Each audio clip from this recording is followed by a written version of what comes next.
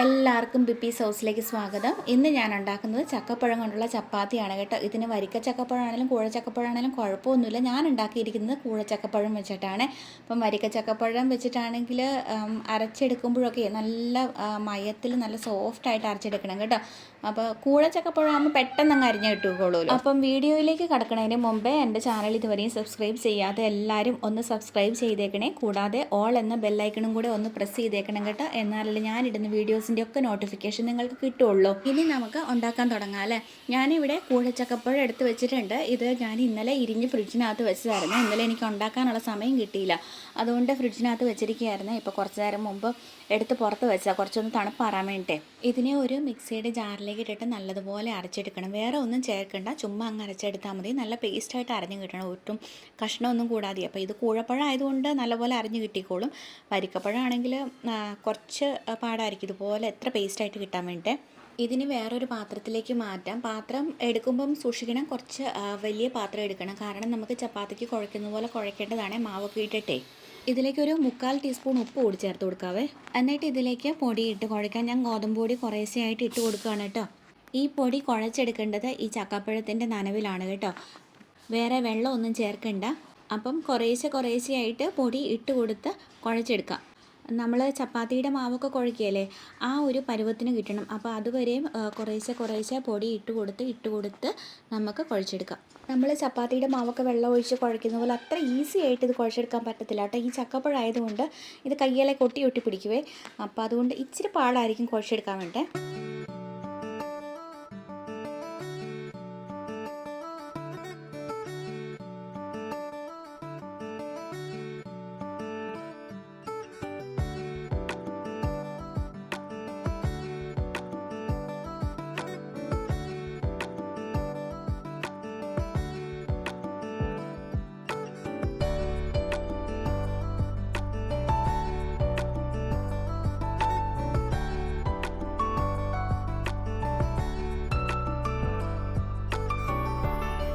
നല്ലപോലെ കുഴച്ചൊരു ചപ്പാത്തിയുടെ മാവിൻ്റെ പരുവമൊക്കെ ആയിന്ന് തോന്നുമ്പോൾ ഉണ്ടല്ലോ, കുറച്ച് നെയ്യം ഒഴിച്ചു കൊടുക്കുക. ഞാനിവിടെ കുറച്ച് കൂടുതൽ നെയ്യ് ഒഴിച്ച് കൊടുത്തിട്ടുണ്ട് കേട്ടോ. അപ്പോൾ നമുക്കിഷ്ടമുള്ള പോലെ കുറച്ചേ ഒഴിച്ച് കൊടുക്കുന്നുണ്ടെങ്കിൽ അത് മതി. പക്ഷേ നെയ്യ് ഒഴിച്ച് കൊടുക്കുമ്പം നല്ല സോഫ്റ്റായി കിട്ടും കേട്ടോ. അപ്പോൾ എന്നിട്ട് ഇത് കുഴയ്ക്കാൻ നേരത്തുണ്ടല്ലോ, ഈ കൈ ഇങ്ങനെ ചുരുട്ടി പിടിച്ചിട്ട് കുഴയ്ക്കുവാണെങ്കിൽ പെട്ടെന്ന് നല്ലപോലെ നല്ല സോഫ്റ്റായിട്ട് കുഴച്ചെടുക്കാൻ പറ്റുമേ. അങ്ങനെ ഞാൻ കുഴച്ചെടുത്ത് കഴിഞ്ഞിട്ടുണ്ട്. ഇത് ചുടാൻ പാകത്തിനായിട്ടുണ്ട് കേട്ടോ. നല്ല മയമായിട്ടുണ്ട് ഈ മാവേ. അപ്പം ഞാനിത് ചുടുന്നത് പാചകത്തിൽ തന്നെ വെച്ചിട്ടാണ് കേട്ടോ. വേറെ ചപ്പാത്തി പലകയിൽ നിന്ന് എടുക്കുന്നില്ല. പാചകത്തിൽ ഇച്ചിരി മാവ് തൂക്കിയിട്ടിട്ട് പരത്തി കൊടുത്തിട്ട് എടുക്കുകയാണ്.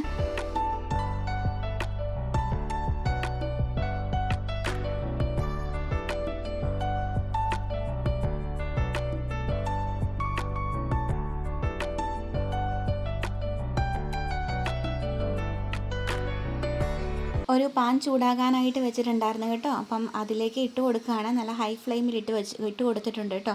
അപ്പോൾ പെട്ടെന്ന് ഇത് പൊന്തി കിട്ടിക്കോളൂല്ലോ. ഓരോ സൈഡ് ഓരോ കുമ്പിള വന്ന് തുടങ്ങുമ്പോഴും തിരിച്ചും മറിച്ച് വിടാം.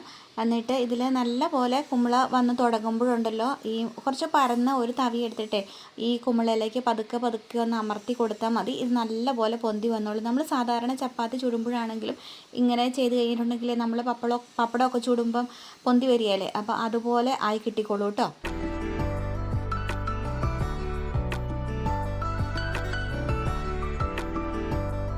അതായി വരുമ്പോഴേക്കും ഞാൻ അടുത്ത ചപ്പാത്തിക്കുള്ളത് പരത്തി വെച്ചിട്ടുണ്ടായിരുന്നേ. അപ്പോൾ അതങ്ങ് ഇട്ട് കൊടുത്തു. എന്നിട്ട് ഈ ചപ്പാത്തിയിലേക്കുണ്ടല്ലോ കുറച്ച് നെയ്യ് തേച്ച് കൊടുക്കുകയാണ്. ഞാൻ കുറച്ച് കൂടുതൽ നെയ്യ് തേച്ച് കൊടുക്കുന്നുണ്ട് കേട്ടോ. ഇവിടെ ഉണ്ടാക്കണം നെയ്യ്, അപ്പോൾ ഇവിടെ എല്ലാവർക്കും ഇഷ്ടമാണ് താനും, അതുകൊണ്ട്. അപ്പോൾ ആദ്യം ഉണ്ടാക്കുന്ന ചപ്പാത്തിയുടെ 2 സൈഡും തേച്ച് കൊടുത്തിട്ട് അടുത്ത ചപ്പാത്തി ഇതിൻ്റെ മേലേക്ക് വെക്കുമ്പോൾ ഇതിലേക്ക് ആയി കിട്ടിക്കോളൂല്ലോ. പിന്നെ ഉള്ള ചപ്പാത്തിയിലൊക്കെ ഓരോ സൈഡ് മാത്രം നെയ്യ് തേച്ച് കൊടുത്താൽ മതി കേട്ടോ.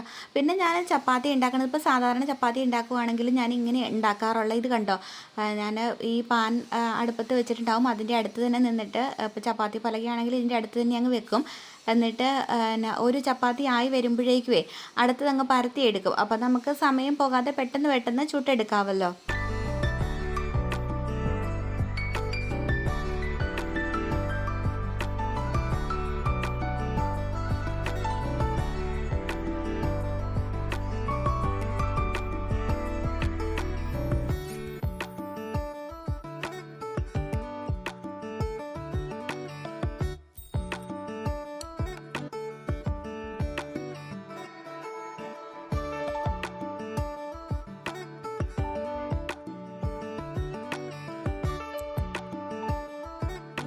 അപ്പോൾ നമ്മുടെ വളരെ ടേസ്റ്റി ആയിട്ടുള്ള നല്ല മയമുള്ള ചക്കപ്പഴം ചപ്പാത്തി ഇവിടെ റെഡിയായി വന്നിട്ടുണ്ട്. ഇതിൻ്റെ കളറൊക്കെ കണ്ടോ, ആ ചക്കപ്പഴം ചേർത്തിട്ടുള്ളത് കൊണ്ട് ഒരു മഞ്ഞ കളറൊക്കെ ഉണ്ട് ഇതിന്. അപ്പോൾ ഇപ്പോൾ ചക്കപ്പഴത്തിൻ്റെയൊക്കെ സീസണൊക്കെ അല്ലേ, അപ്പോൾ അതുകൊണ്ട് എല്ലാവരും ഇതുപോലെ ട്രൈ ചെയ്ത് നോക്കണം കേട്ടോ, എല്ലാവർക്കും ഇഷ്ടപ്പെടുവേ. ഇതിന് കറി കൂട്ടണമെന്ന് നിർബന്ധമൊന്നുമില്ല, കറി കൂട്ടിയാണെങ്കിലും കറി കൂട്ടാതെ ആണെങ്കിലും കഴിക്കാം കേട്ടോ. അപ്പം നെയ്യൊക്കെ നല്ലപോലെ ചേർത്തിട്ടുള്ളത് കൊണ്ട് കറിയൊന്നും കൂട്ടേണ്ട ആവശ്യമൊന്നുമില്ല. ഇവിടെ മക്കളൊക്കെ ഇങ്ങനെ ചുമ്മാ എടുത്ത് കൈ പിടിച്ച് കടിച്ച് കഴിച്ചുകൊണ്ട് നടക്കുന്നുണ്ടായിരുന്നേ. അപ്പം എല്ലാവരും ട്രൈ ചെയ്യുക. അപ്പോൾ അടുത്തൊരു വീഡിയോയുമായിട്ട് ഉടനെ തന്നെ കാണാം. Bye bye.